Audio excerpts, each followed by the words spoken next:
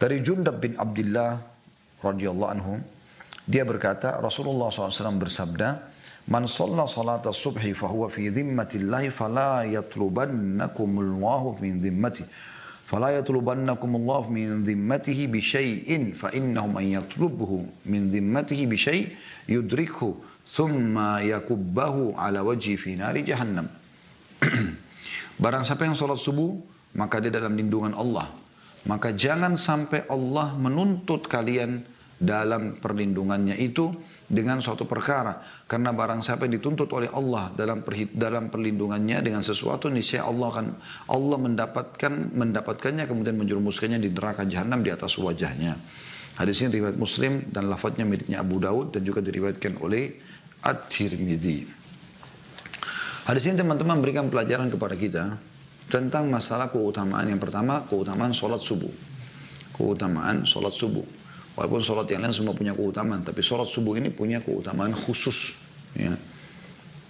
Ini salah satu sholat yang afdal sekali. Walaupun ulama ada yang mengatakan yang paling afdal adalah asar. Ada juga yang mengatakan asar dan subuh. Ya.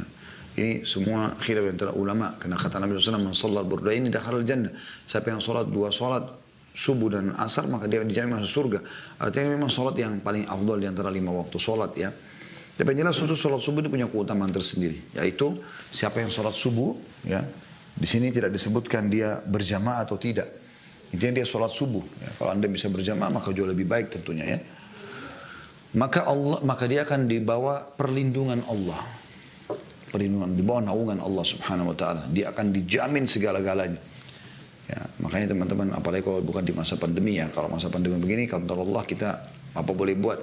Tapi di luar masa pandemi, kita jangan tinggalkan masjid, terutama berjamaah. Anda juga di rumah usahakan, kalaupun harus di rumah Anda berjamaah.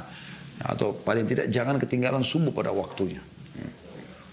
Bahkan sebagian ulama menjadikan tolok ukur, kalau seseorang itu memohon ampun dan istighfar kepada Allah, lalu kemudian dia terkaget tengah malam untuk sholat malam dan juga dia sholat subuh tepat waktu, berarti menandakan insya Allah mudah-mudahan diampuni dosanya.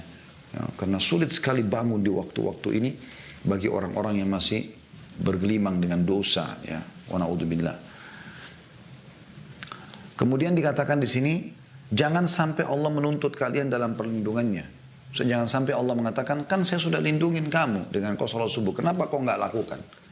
Karena siapa yang ya terlepas daripada itu atau Allah tuntut dalam lindungannya, maka niscaya Allah bisa lemparkan ke dalam api neraka. Jadi sekaligus menyebutkan tentang keutamaan sholat subuh dan ancaman bagi orang yang meninggalkan sholat subuh.